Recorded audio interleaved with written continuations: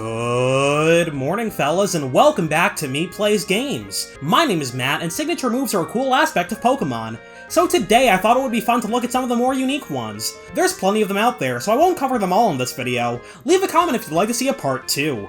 Bulbapedia defines a signature move as any move that only one Pokemon or evolutionary line can learn, but with one weird stipulation. As long as only one Pokemon in a given generation can learn it, it's a signature move. For example, Teleport is currently the signature move of Ralts and its evolutions in Gen 9, on account of the other Teleport users simply not being in the game. In a similar vein, Milk Drink was the signature move of Miltank, but in Gen 6 it was also given to Skiddo and Go-Goat. Miltank isn't in the current generation, but Go-Goat is, so it's Go-Goat's signature move at the moment, despite having been a different Pokemon signature move before. Water Shuriken started as the signature move of Greninja, then it was Excelgors, and now it's Greninja's again. I'm not gonna look at any of these moves today. We'll be focusing on moves that only one Pokemon or evolution line can learn, period. We'll start off with Hawlucha's signature move, Flying Press. When it was introduced in Gen 6, it had 80 power, but it's since been buffed to 100, and it's got 95% accuracy. What sets this move apart is that it does fighting and flying damage at the same time. So a Pokemon that's weak to flying but resists fighting would take neutral damage from it. That makes it super effective against normal, grass, ice, fighting, and dark,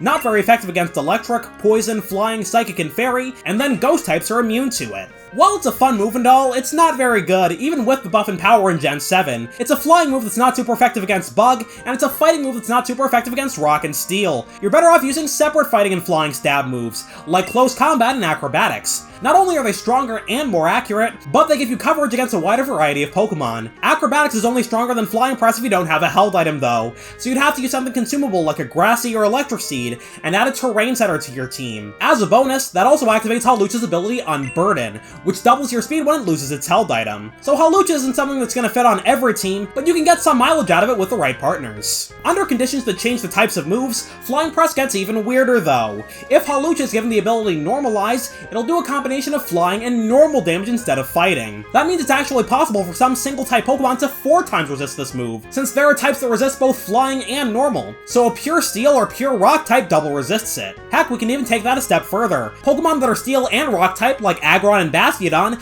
have a 16 times resistance to normalized Flying Press. Similarly, if you combine this move with Electrify, it'll do flying and electric damage. So under these very specific conditions, my guy Luxray has a double resistance, and so does every other pure electric type. Speaking of moves that mess with the type chart, one of Zygarde's signature moves is Thousand Arrows, which deals neutral damage against flying types. For that matter, the move ignores anything that lifts a Pokemon off the ground. It bypasses Levitate, the Air Balloon item, and Pokemon affected by Magnet Rise or Telekinesis. It's only 90 power compared to Earthquake's 100, but it's usually Zygarde's ground move of choice, because being able to hit ungrounded Pokemon is pretty valuable. Heck, you might even consider using 2 of Zygarde's ground moves on the same moveset. Thousand Waves is 90 power and 100 accuracy like Thousand Arrows, but it doesn't hit flying types. In exchange, Thousand Waves traps any Pokemon it hits, besides ghost types of course. Using both moves isn't a fantastic option, but it's there, and it's also a signature move, so you get 2 for the price of 1 for this entry.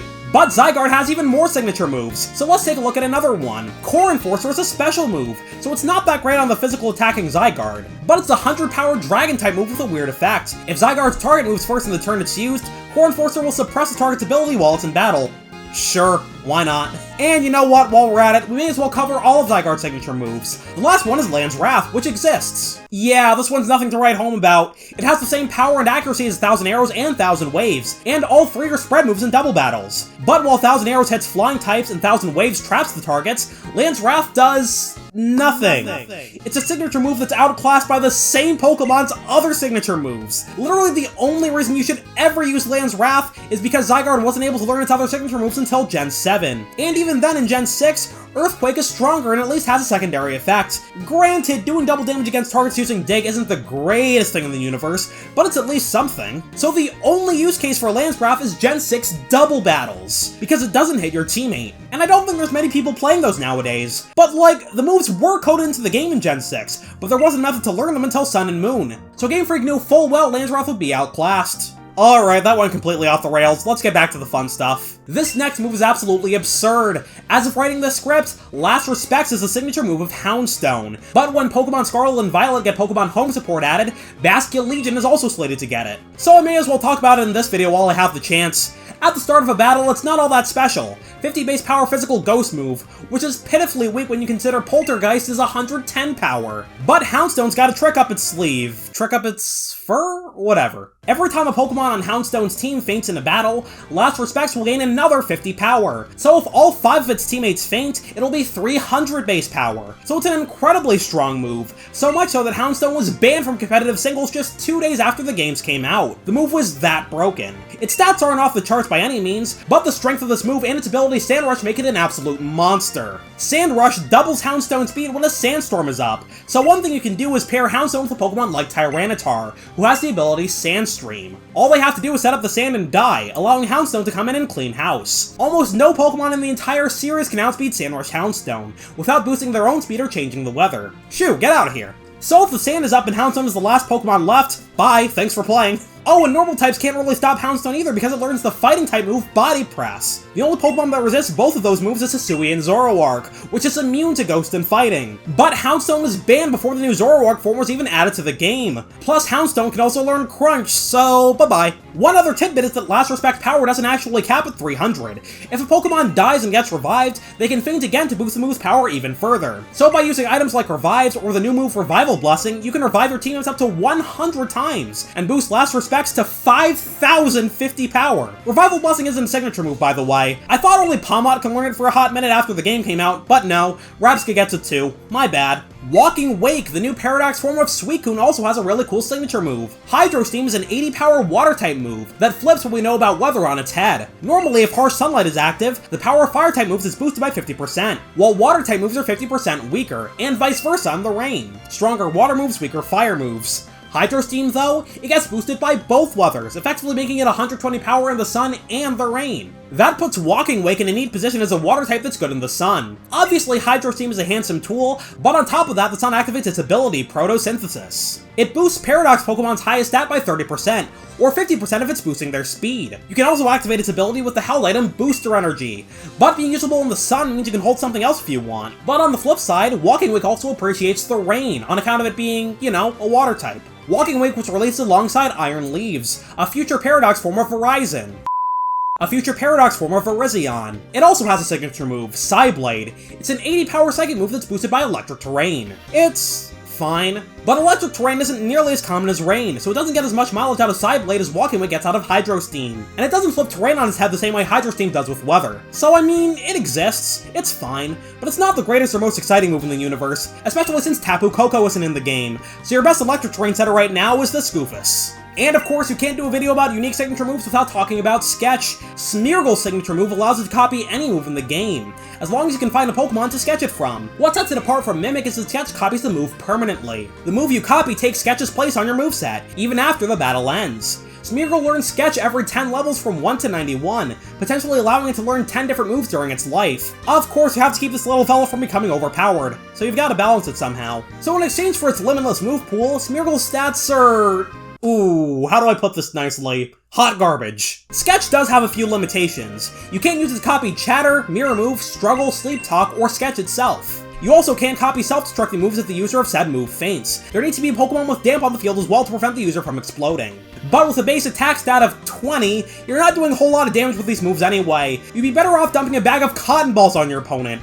God, this thing is weak. The best way to get anything out of Smeargle whatsoever is by loading its moveset with status and support moves. Fake Out, Taunt, Follow Me, Spore, Belly Drum, Substitute, Baton Pass, stuff that can help your teammates out. One of the best moves Smeargle can copy is Dark Void, the signature move of Darkrai. It was an 80% accurate move that could put both opponents to sleep in a double battle. If it missed one target, chances are it would still hit the other. Darkrai has never been usable in VGC though, which is the official doubles format. But Smeargle using Dark Void caused a lot of problems, so in Generation 7, Dark Void was nerfed to 50% accuracy. But at the same time, they also made it so that if any Pokemon other than Darkrai used it, the move would simply fail. Smeargle couldn't use it anyway. Darkrai's signature move was made completely unusable, despite Darkrai never actually causing problems with it, and the Pokemon that did use it to cause problems can't use it anymore. Darkrai is allowed in the unofficial Uber tier in competitive singles, but now Dark Void is completely pointless, because it can learn Hypnosis, which is more accurate. Darkrai doesn't use its own signature move, and it's not even its own fault. In Gen 9, Tauros got some new regional forms.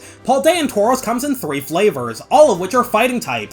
You've got the pure fighting combat breed, the fighting fire blaze breed, and the fighting water aqua breed. They all share a brand new signature move, Raging Bull. The move can be 4 different types, depending on what form of Tauros is using it. The Cantonian form hasn't been released yet, but once it's added, Raging Bull will be normal type. Combat breed's Raging Bull is fighting type, Blaze breed's is fire type, and Aqua breed's is water type. On top of that, it can also destroy screens like Reflect, Light Screen, and Aurora Veil, similar to other screen-breaking moves like Brick Break and Psychic Fangs. Moving on to another Gen 9 Pokemon, Maushold has 2 neat signature moves. Most multi-hit moves can hit up to 5 times, but Population Bomb takes it to the next level. It's the first move that can hit 10 times. The catch is the move is 90% accurate, and the game runs an accuracy check for each individual hit. Once a hit misses, the move ends. So if it passes the first check and fails the second, Population Bomb will only hit once, and it'll only deal 10 base powers worth of damage. The odds of the move hitting all 10 times is 90% to the 10th power, which is just under 35%. But Maushold can hold a wide lens to increase its accuracy. The wide lens increases the accuracy of moves by 10%. That makes each hit 99% accurate, so the odds of hitting 10 times increase to 90.4%, a pretty significant upgrade. That effectively gives Maushold a 200 power 90% accurate move, but the other 10% of the time it'll still do at least some damage. You know, unless you're the unluckiest motherfather on the planet, and you get the 1% chance to miss the first hit. Maushold's other signature move is Tidy Up, which is effectively Dragon Dance and Defog rolled up into one move. Like Defog, it clears entry hazards from both sides of the field, but both moves also get rid of some other things. Defog also removes Reflect, Light Screen, Mist, and Safeguard on both sides of the field, as well as Aurora Veil from the opponent's side. But Tidy Up removes Substitutes instead, and on top of that, Tidy Up also raises Maushold's attack and speed stats like Dragon Dance, even if there's nothing to clean up. Alright, now that everything's been tidied up and put away, I think that's a good note to end this video on. I'm planning on doing a bunch more Pokemon videos in the near future, so look forward to those. I'll see you all next time. Good night, fellas. Sleep well.